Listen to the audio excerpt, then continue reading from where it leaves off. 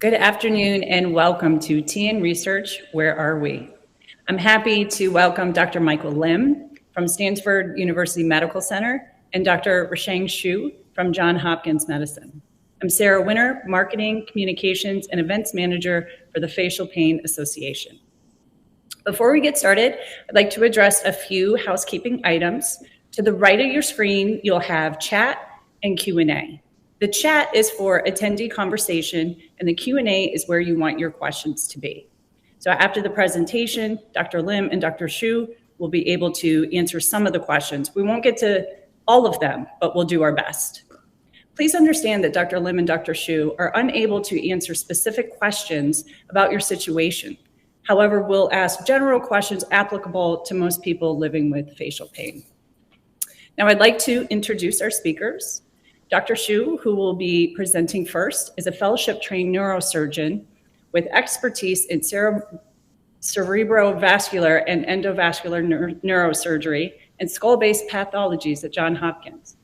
Dr. Xu has been active in research throughout his training and has authored and co-authored numerous published studies, manuscripts, and journals.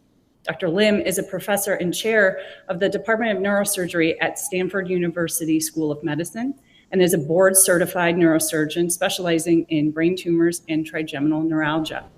During his time at Johns Hopkins, Dr. Lim built one of the largest brain tumor and trigeminal neuralgia practices. He is also a member of the FPA Medical Advisory Board. There's so much to say about Dr. Xu and Dr. Lim. You can read their full bios on the conference app. So now I'm going to turn it over to the doctors. So Dr. Xu, please go ahead. Thank you so much, Sarah, for the kind invitation and the opportunity to share some of our research.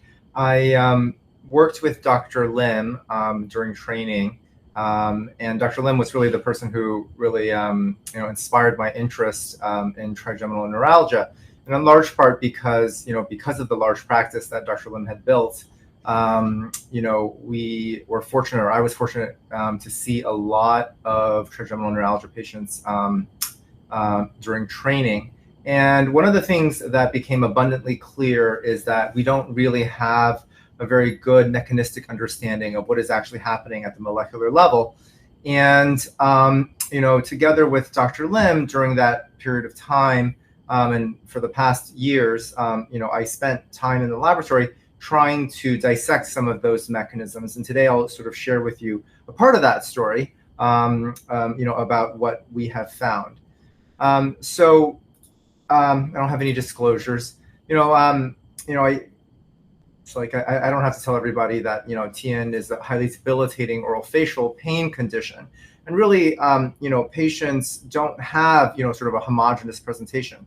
People's pain could be electric or shock-like, or it could be continuous, paroxysmal, and the cause of it anatomically could be mixed as well. Patients can have arterial compression of the nerve, venous compression of the nerve. Some patients have no compression of their nerve.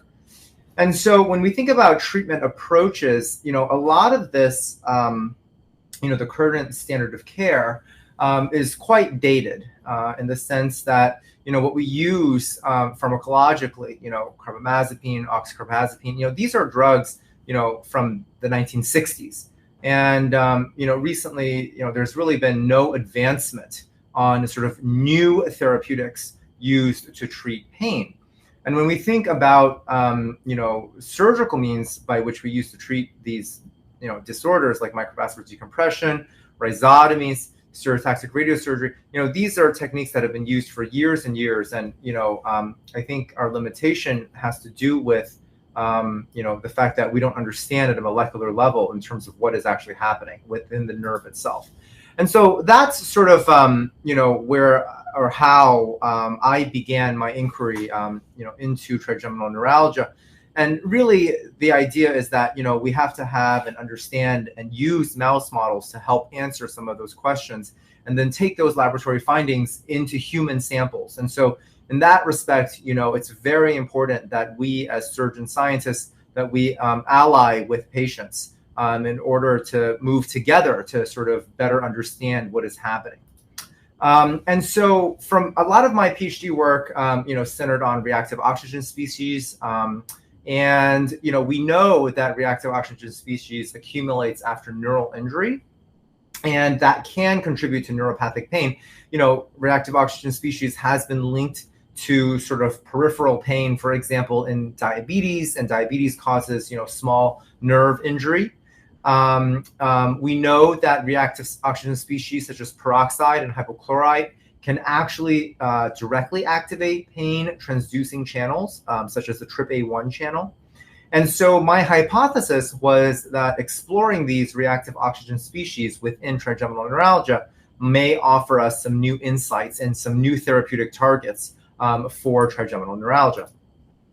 And so the first question that I asked was, are certain reactive oxygen species elevated in trigeminal neuralgia patients, and then can this be replicated in preclinical models?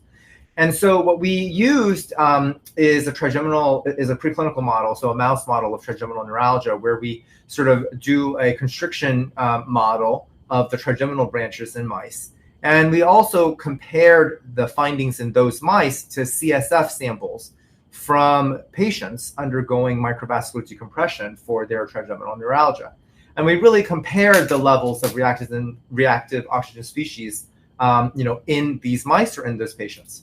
And what you can see is that, and we enlisted quite a number of patients for this, but what we found is that reactive oxygen species are markedly elevated in trigeminal neuralgia patient populations. And two of the markers that we looked at were for H&E as well as MDA. And so those are two very, very, very well-known and well-established oxidative stress markers, especially in neurons. And what we found was that correlated very beautifully with what we found in mice. So for the mice that had the constriction of their nerves, they also had similar elevated levels of 4-H&E as well as MDA, which you can see here on the right. So then that led us to ask the second question, which is that, these nerves or these patients have elevated oxygen, reactive oxygen species, but do these reactive oxygen species activate known sort of channels and known mechanisms of pain transduction? So what we did for that was we tested whether 4-H&E could activate a very common and very well-known channel that has been implicated in pain. So that's the TRPA1 channel. And what you can see is that when we take neurons and we add 4-H&E, this chemical compound, you can see that this channel starts firing like crazy. And so this is the panel on the left represents activation of that channel. And we found that this specific effect was very, very much based on the fact that it's an oxidative stress, because there are certain residues on this TRPA1 channel that are responsible for that activation. And in fact, when you use molecular biology and you mutate away those specific residues on that protein, which is responsible for that oxidative stress, the effect goes completely away. And what I thought was a very important experiment is that when you actually take the CSF of trigeminal neuralgia patients and you drop them onto neurons that have the TRPA1, it causes those neurons to fire quite robustly. And so what that really shows us is that actually that there's something in the CSF of patients with trigeminal neuralgia compared to control patients that are clearly activating neurons that sense pain.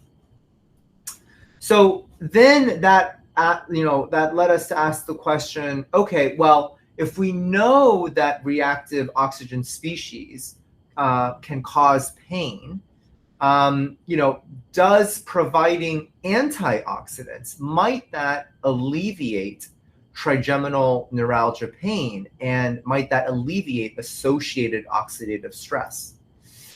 And so we answer that question using various ways. One of the most important antioxidative pathways in biology is a pathway called the NRF2 pathway.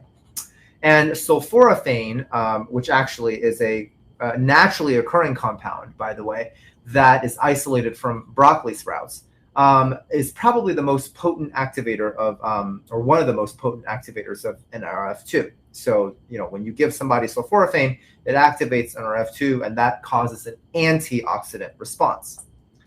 And so our hypothesis was that if we gave mice undergoing this trigeminal neuralgia model sulforaphane, that would cause activation or expression of NRF2. And our hypothesis was that might suppress pain in these animals.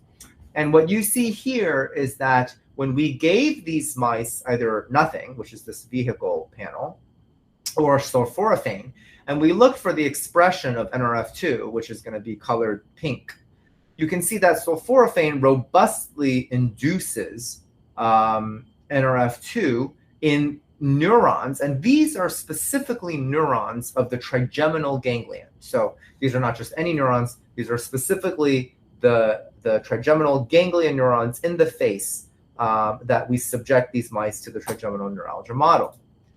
And then we looked from a biochemical perspective. So we said, okay, so we give these mice sulforaphane, these mice, are activating the NRF2.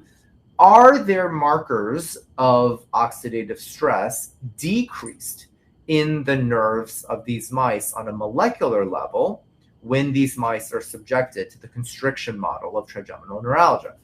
And what you can see here in the left, middle, and right panels are that compared to vehicle, when we give mice sulforaphane, that their expression of 4-HNE, their protein carbonylation, which is just another oxidative stress marker, and MDA, which is malonaldehyde, that all of these biochemical markers are significantly suppressed. So all of these bad sort of reactive oxygen species are significantly suppressed in mice who are given sulforaphane, and so who have activated NRF2.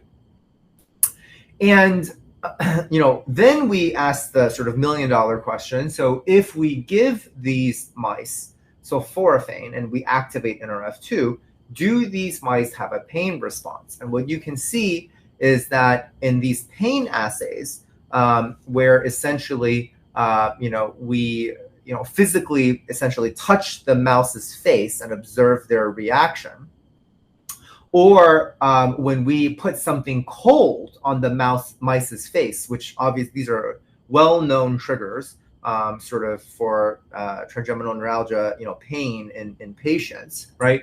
You can see that when, the black line represents pain in mice, at baseline.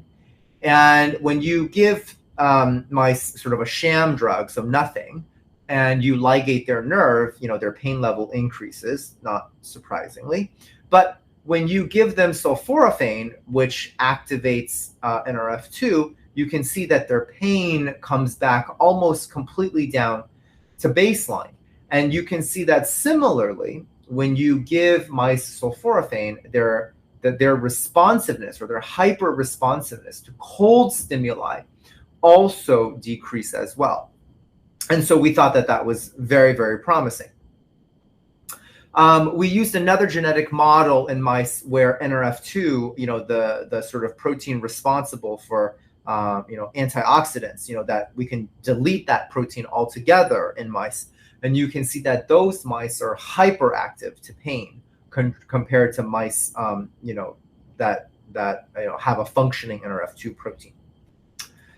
So then we asked ourselves, okay, so, why don't everybody just take broccoli sprouts? Because as it turns out that sulforaphane, that particular molecule, is a very short-acting compound. In terms of its pharmacokinetics in the human body, it's a very, very short-acting compound. So if you take sulforaphane by mouth, it's pretty much out of your body in 1 to 2 hours. And so, if you were to try to use that as a therapeutic, you would literally have to tell a patient, you got to take a pill every hour. That's not very reasonable. And so, my thought was, okay, well, is there a way that we can look to see if there are known sort of modulators of the NRF2 transcriptional network, sort of compounds that are known to perturb NRF2 activity. And as a matter of fact, there was. So we used a lot of database work. We used a lot of in silico approaches. But basically, we found, through various ways, two compounds that were very, very promising in activating NRF2. One of them is exemestane, and that is a molecule that has been used for years, actually, in treating sort of aromatase positive breast cancer. So it has a hugely sort of long safety profile. And the other one is a compound is a JQ1 compound, which was in development by a pharmaceutical company for other reasons, but ultimately was abandoned, again, because of poor pharmacokinetics. So it doesn't last very long in the human body. But we decided to test these two compounds in our preclinical model of trigeminal neuralgia. And so what we found, as you can see here, is that when we give mice exemestane, and you can see that the trigeminal ganglion of these mice robustly expresses NRF2 compared to when you give them a control compound over here on the left. And when we gave mice sort of the JQ1 compound, on the left panel, you can see, again, the black line is, normal mice. The red line is what happens to mice when you ligate their nerves. And then the green line is what happens when you give them JQ1. So, their pain levels are significantly suppressed. And again, you can see on the right panel that their sensitivity to cold is significantly reduced. And we also tried the same experiment with exemestane. And what you can see here is that, similar to the JQ1 data, you can see that exemestane also very powerfully reduces pain in this mouse model of trigeminal neuralgia, both in terms of mechanical pain as well as in terms of sensitivity to cold. Interestingly, as you know, a lot of times, one of the methods that we use for trigeminal neuralgia is a glycerin rhizotomy, where we inject glycerin directly into the nerve. We actually tried to do injections into the nerve with exemestane to see if that reduces pain in the mouse model, and it very, very robustly does so, which we were very happy about. So, this work took about 3 to 4 years, and it represents really a huge collaboration, not only between, Dr. Lim and I and, various members of the neuroscience department, but it really just goes to show that, if we work together from the bench side, to enlist help with patients, we can make sort of new discoveries and help better understand sort of the molecular mechanisms that underlie trigeminal neuralgia, and hopefully open up sort of new avenues by which we can think about new therapeutics that are fundamentally and very different than the ones that are in use today. And so really this amount of work was, funded, by the Neurosurgery Research Education Foundation. It was funded by the Neurosurgery Pain Research Institution at Hopkins, and really represents the collaboration of many, many people. Thank you very much.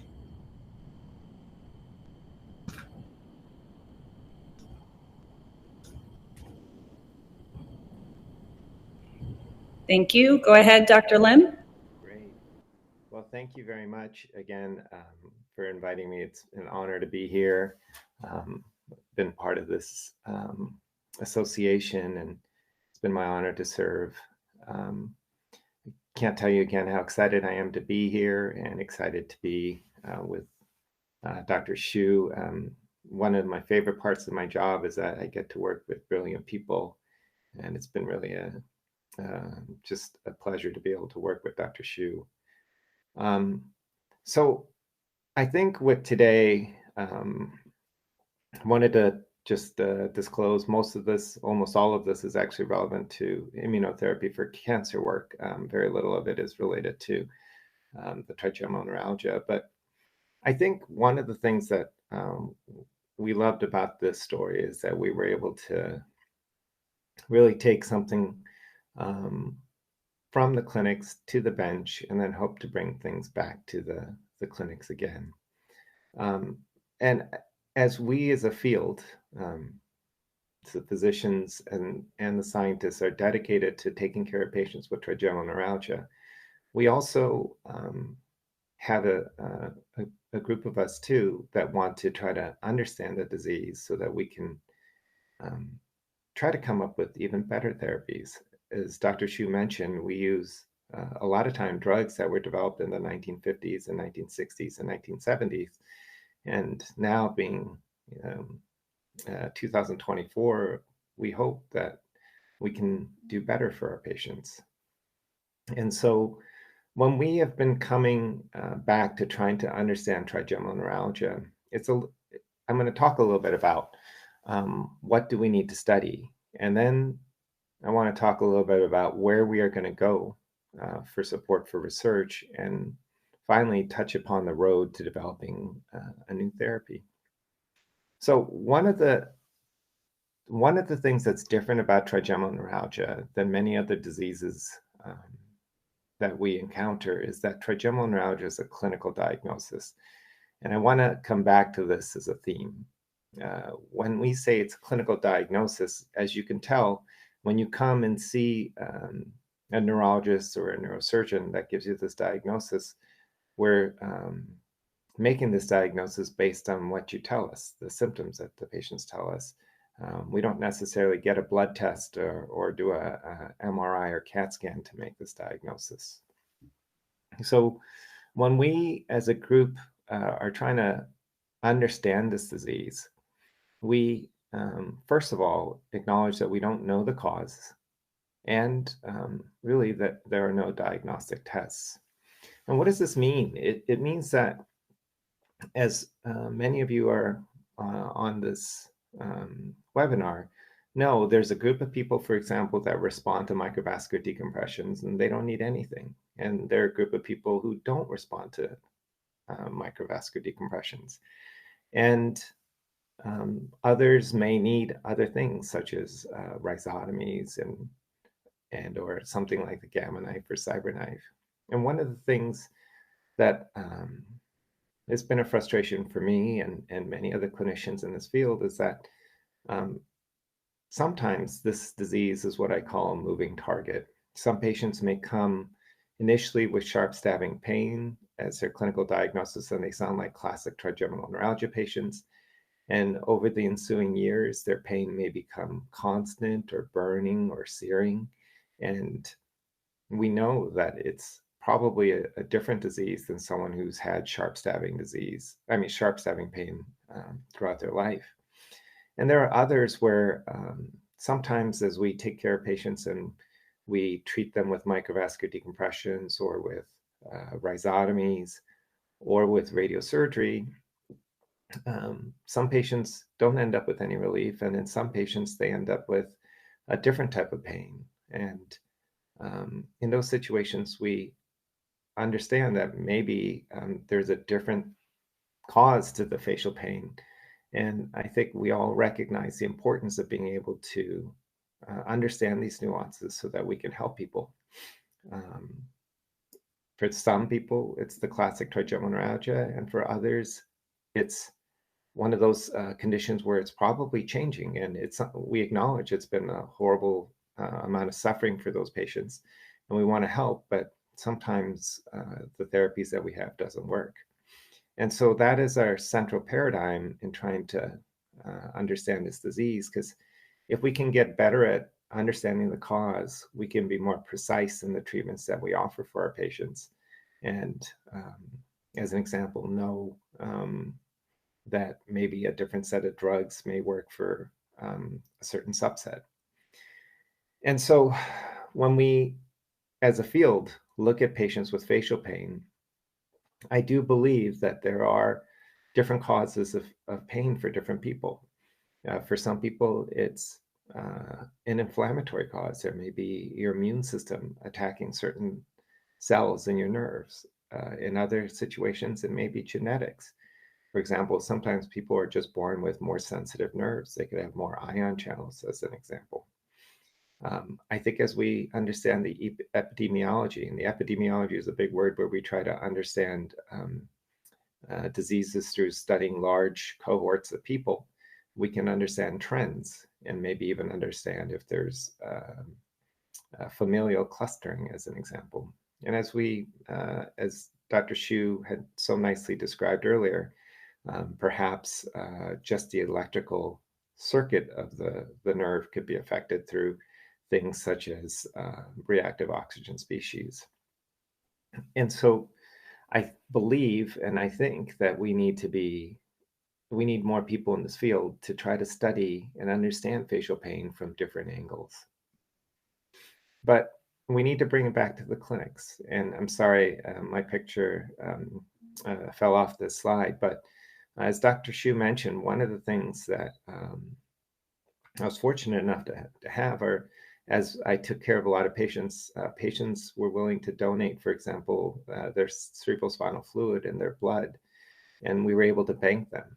And because of that, we were able to then go back and test some of our hypotheses, maybe test it in an animal or in the petri dish, but then ultimately come back to the specimens and see if, for example, some of those proteins or the reactive oxygen species were there in the CSF.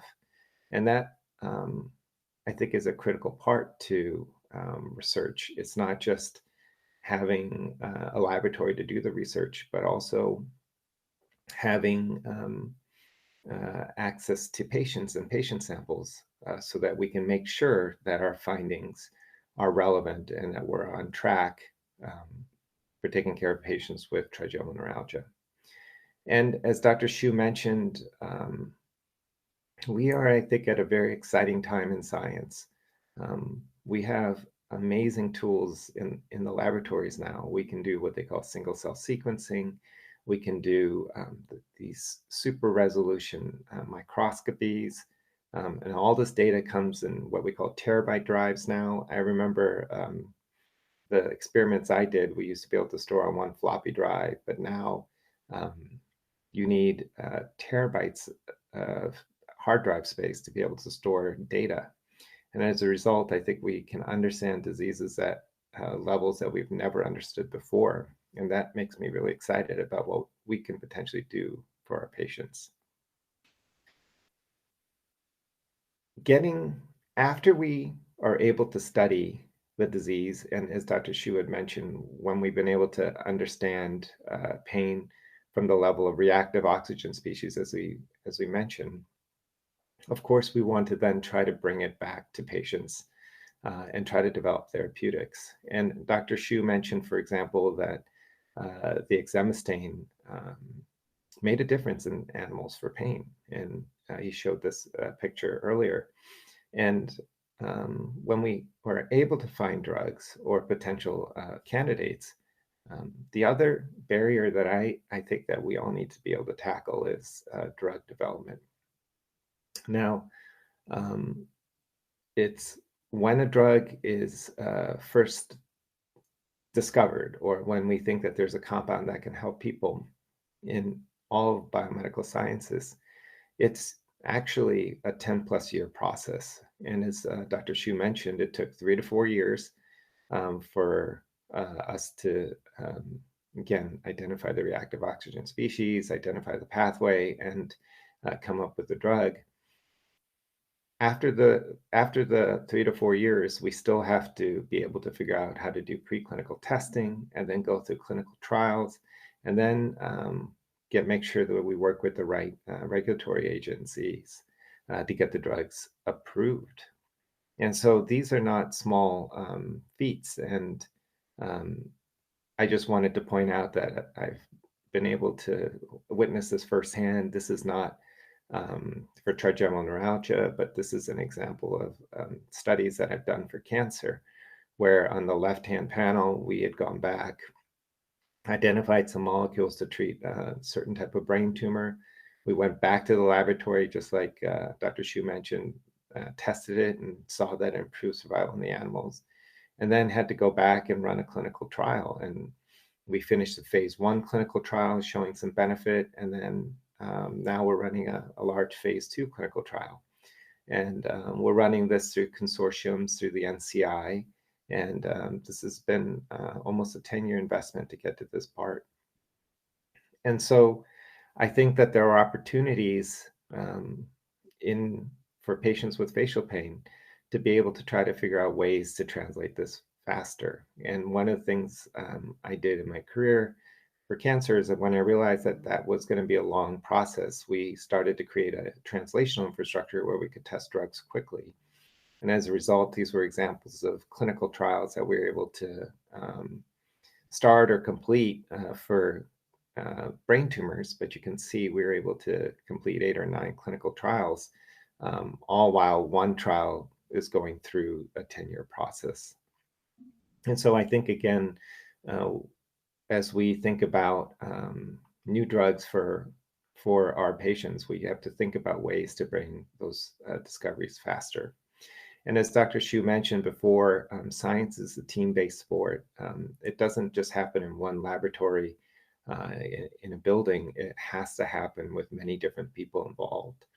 And for example, as Dr. Xu showed with his with the team to be able to study exemestane, this is an example of what we do in cancer. We have radiation oncologists, medical oncologists, neuropathologists, neurosurgeons, basic science laboratories, and only through promoting collaboration can we help patients faster. And finally, the topic that I think is important, the last important topic is funding. And this is an interesting graph because this is the funding for the NIH, the National Institutes of Health, and this is all the total funding that the NIH has received from the federal government over the years since 1996. And in the blue line, it seems encouraging because it looks like we've been getting more money dedicated by Congress every year to do research. But when they, in the red line below, when they adjust for inflation, we've been actually flat since 2001 or 2002 with funding. And the problem is all those fancy tests that I showed you before cost a lot more to do. And so each experiment is a lot more expensive than it was in 2001 and 2002. So there's a gap now to be able to do research. And how do we try to fill in that gap?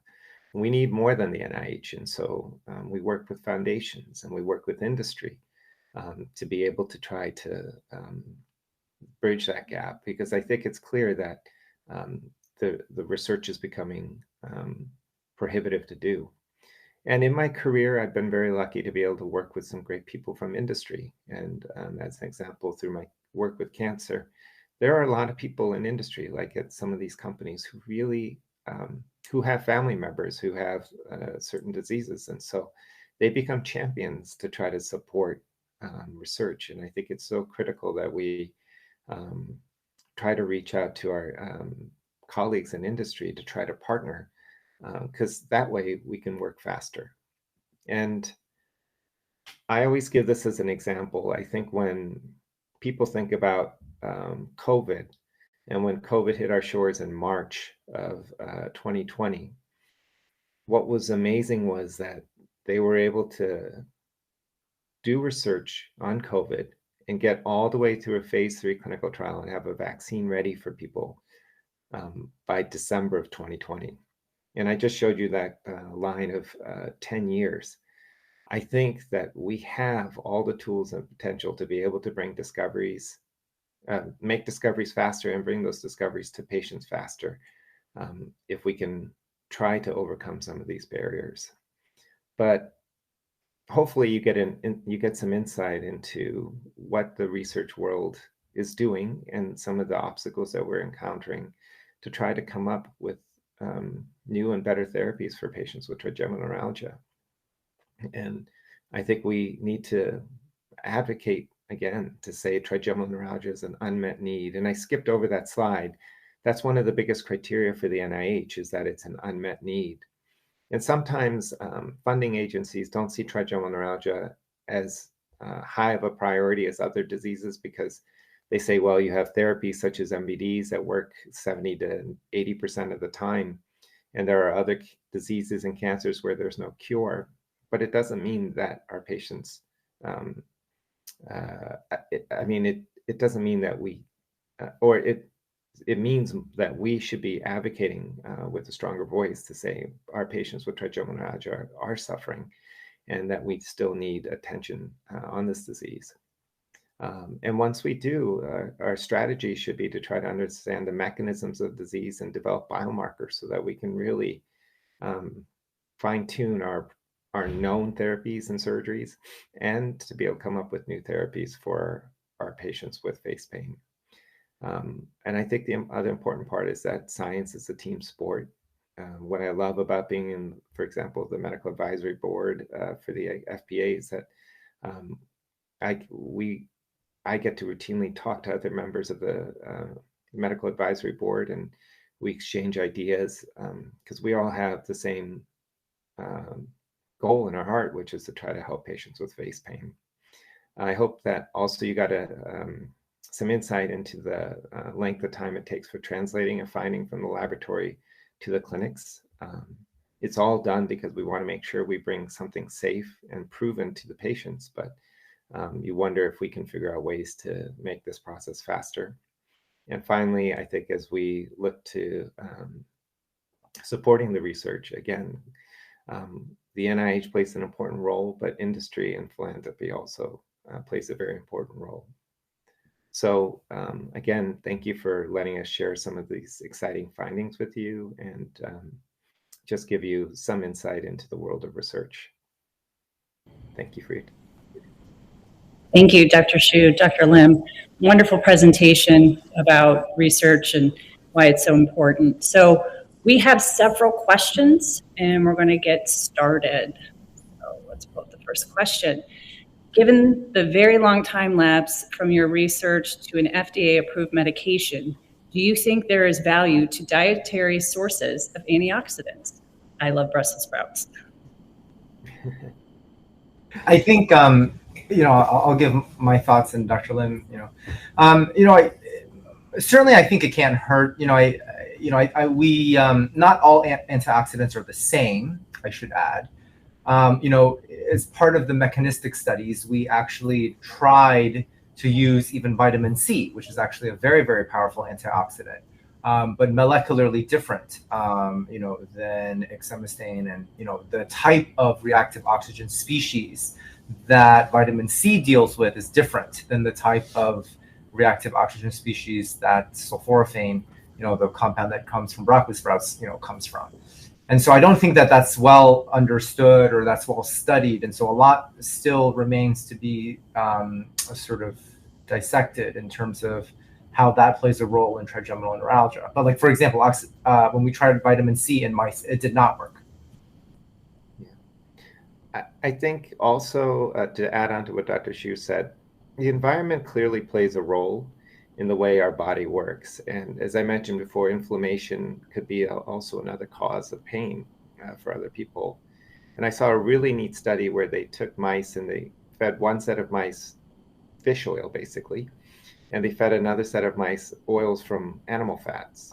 And the immune system in the animals that were given fish oils were way more healthy. It was a much more healthy immune system. It wasn't having these chronic levels of inflammation, as an example. So I do believe that there's probably something to the fact of what you eat can affect how your body reacts. But as Dr. Hsu said, there's probably, when you get to the point where you're having severe face pain, we'll probably need some other drugs to help push it in the right way.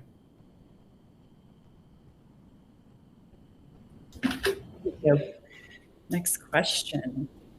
What type of therapies are going to come out of this research? I think that's a really good question. I think there's at least 1 to 2 patients I know who have reached out and asked me if I can start prescribing exemestane, but there's so many barriers to that. The fact of the matter is that, as Dr. Lim alluded to, the pathway from doing a translational research study in mice and getting that therapeutic, out in humans is so long and so challenging. Like, for example, exemestane is even a known FDA drug, but to add sort of a new indication for that drug requires FDA approval for that indication, requires a sort of a blinded prospective clinical trial for that, and all of that, running that clinical trial requires a lot of funding, because it takes a lot of people's jobs and efforts to actually do that kind of trial. And we hope that one day we'll be able to sort of make that translation into patients, but it's a very long road, to be sure. But to add to that, I also think what's exciting is that with what Dr. Shu mentioned and the studies that he led, is the fact that there's possibly a new pathway to trying to understand facial pain. And this was published, and now it's freely available to the public on this idea of reactive oxygen species and this pathway. And so hopefully it's the scientific community reads this, many other people will start thinking different ways to maybe modulate that pathway. So now we have even more minds working on this. And so I think the exciting thing to me is, as I look at our science and the way we do science in this country, we have some of the most creative people, and now we have more people thinking about this. And so not only hopefully will it be not only exemestane, but a lot of other creative new therapies might be created. Excellent. Thank you. How do we go about updating our current neurologists to these new researches or developments? So how do they update their doctors? Yeah, no, I think it's important, to, when a study comes out, not, like our paper came out, in Science Advances, which is sort of like a subjournal of science. Not everybody reads every paper that comes out of Science, and sometimes, if you know more, just tell them about it. I mean, sometimes patients will ask me about a study and I haven't read it, and I'll just say, well, I don't know about the study, but then, thank you for sharing that with me, and I'll go read it and try to find out more. I mean, I think, more information is always better. Yeah, I agree with Dr. Shu. I mean, we have, there's a ton of information that's coming out every day. And I view this as a partnership with our patients. There's lots, I mean, I learn things from my patients all the time. And I like when I hear new papers or new discoveries or new ideas. We're all working for the same goal, which is to help the patient I'm seeing at the time, but all patients with face pain. And so it's a team sport with our patients. I like that team sport partnership with the patient. That's amazing. Next question. Are these studies therapies applicable to atypical TN or just classical cases? I think that's a very astute and very sort of nuanced question. So this, without getting too much into the hairs of this, the experimental patients that we used for that study was typical trigeminal neuralgia, because typical sort of patients with compression of the nerve are patients that we're more likely to take to surgery, right? We're less likely to take patients with, but not impossible, but less likely to take many patients with atypical pain to surgery, and so our access to their CSF is much reduced. But to your point, the animal model that we use is not really a perfect model for classical TN, and there are some scientific argument that our animal model may actually be more representative of atypical TN. So there's a lot of interesting sort of debate there amongst the scientific community, and Dr. Lim and I are actually working very hard on sort of addressing some of that, with new animal models and such. So, sort of stay tuned. Yeah, I agree with Dr. Shu. And I mean, the other thing that we say is, while our studies were more on the typical, we believe even within the typical that there are certain subsets. I've taken care of typical patients who've had rhizotomies and they do great, and there's a small minority, for example, that get burning pain or numbness, and it's a different process. It's clearly a different process, or it's an evolving process. And so when I put up that slide with the buckets of inflammatory, genetics, and ions, I think that really the goal of our field as a whole is to try to understand these diseases better, so that we even understand the subtypes of typical, and I believe that there'll be subtypes of atypicals, so that we can be more precise. Right. Could you speak a bit more about inflammatory etiology? This is the first time I've heard this discussed. Is there research underway to investigate this cause for TN and develop treatments? Yeah, okay. It's a great question. Just full disclosure, I do a lot of vaccine therapies for brain tumors. So inflammation is something I'm very interested in, and I believe that inflammation can go awry. And there are some publications already coming out when they look at the CSF showing that there are some inflammation markers that are elevated in patients with pain, or in at least acute pain. There's also, as I've noticed, and we haven't really written this up yet, but I think that there are patients who come to me both with typical and atypical pain who have, for example, concomitant rheumatoid arthritis or lupus. And so that's another clue that suggests that maybe inflammation is causing pain. And in patients with multiple sclerosis, which is an inflammatory condition, that it's well known that patients with MS develop pain. And so there's probably different mechanisms of inflammation that are affecting people, but again, I think we're still early, but I think it's an important part to study for this disease. To build on what Dr. Lim said, I agree that there are definitely sort of clues. As Dr. Lim alluded to, patients with multiple sclerosis and other sort of inflammatory etiologies, they have very recalcitrant pain. We actually, Dr. Lim and I published a paper just this last year that specifically looked at patients with autoimmune disease. So it doesn't have to be multiple sclerosis. I mean, that's the most well-defined patient population. But we looked at patients with, thyroid disease. We looked at patients with type 1 diabetes, for example, Sjogren's syndrome, right? These are all autoimmune diseases that are disparate from multiple sclerosis. And what we found is that those patients actually have much more difficult to treat pain than sort of patients without autoinflammatory conditions. Now, molecularly, what about it? What are the specific molecules that generate that response? We don't know yet. Great, thank you. Is there any research with the connection of TN and oxidable happening on the same side?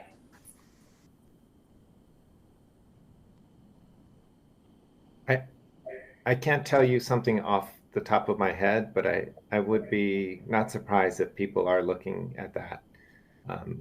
What I tell people is sometimes if you have pain in one, for example, if you're prone to have pain, multiple nerves can exhibit the same problem. So it could be part of a more systemic problem for people. Yeah, I agree with Dr. Lim. Occipital neuralgia, it's a separate and distinct nerve from trigeminal neuralgia. And if you have pain in both, likely you have some sort of like a systemic thing going on. Got it. Thank you.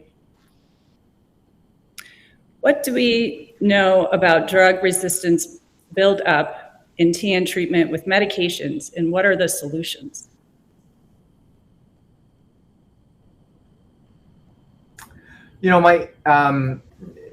It's interesting that you bring up that question. I think we know that patients, the first line treatment for patients with trigeminal neuralgia is certainly medical treatment, right? Like if you come to us, if you come to any physician with a new diagnosis of trigeminal neuralgia, everyone should get a trial of carbamazepine, oxcarbazepine, and or some combination of gabapentin, and so on and so forth, to make sure that you have a response to medical therapy. Now, as you alluded to, many patients require sort of ever escalating doses of medicine and eventually run into the ceiling of side effects from medicine, whether that's brain fog, sleepiness, inability to concentrate, and even more rare complications of, for example, low sodium levels, or even allergic reactions, skin allergic reactions, and liver problems. We have done, actually we are doing, specific research looking at, what are predictors of that, and does that play a role in outcomes after surgery? And I'm not sure that I have so that's what we're doing. Now, in terms of solutions, I don't know that I have a better solution other than maybe we need additional medicines, or we need other classes of medicines, to help patients.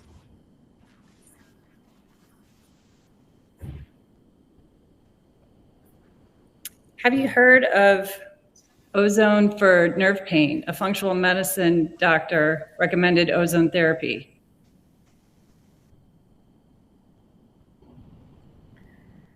I personally haven't, but it doesn't mean that it's not being studied. Dr. Xu, do you? I have to be honest, I have not. Okay, thank you. Are there any recent new findings on a relationship between TN and autoimmune disease? I think we touched on this a couple questions ago, just a little bit, but anything else to add? I don't know that I have anything specific to add, other than the fact that I think we are, making that connection. It's us and others. I think I think it's a new point that we're trying to make. Mm-hmm. Great. And then we'll do about one more question. Is trigeminal hereditary? Do you have an idea of what causes it? I think, to answer your question of is trigeminal neuralgia hereditary, it can be. There have been systematic studies that have tried to identify sort of a unifying genetic diagnosis for trigeminal neuralgia that has failed. So certainly trigeminal neuralgia is not, for example, like cystic fibrosis, right? Where you have like mutation in a gene, and then that gene causes the disease, sort of in a one-to-one fashion. That's not how it works. There are certain families that are predisposed to trigeminal neuralgia, and when you sequence them, usually these patients and their families have an extremely rare mutation, usually in an ion channel that causes nerve hyperexcitability, but that's extraordinarily rare. I would say less than 1% of trigeminal neuralgia patients have that. The truth of the matter is that most trigeminal neuralgia is going to be some combination of nerve compression and or some molecular molecular mechanism that we're not 100% sure. That's what I don't know what you. Yeah, no, that's exactly what I was going to say. It's actually neat. I was at the labs of one of them when they showed me the ion channel that seemed to be hereditary, but they were quick to point out that it's very rare, and it's again a very, very small subset of people have this mutation, and essentially makes those ions channels hyperexcitable, and so they can set off real easily to give the people pain, to give a patient pain. Great. Well, I actually have one question from our team. We get a question a lot in the office at Facial Pain Association about how patients can help the cause. So how do you recommend patients stay up to date on the latest research studies and perhaps even opportunities for clinical trials? Well, I mean, I think, Sarah, as you may have mentioned already in other talks, I mean, the FPA has been an incredible partner for us. We recently ran a clinical trial of a drug for patients with both typical and atypical, and you provided resources on the website, and I believe even in some of the talks we were able to talk about that trial. And I know that there are other trials that are going to be announced. So I think having a forum like the FPA has been really great for patients to have some sort of central website to go to try to keep up. And as an example, with some of the newsletters, I think as Dr. Sakula has done, and Dr. Brown before Dr. Sakula, they also put out quarterly newsletters, and we tried to put up topics that we think are new and important to keep up with, or highlights. Great. Yeah, we love to partner with the doctors and medical centers around to bring awareness and promote as much as we can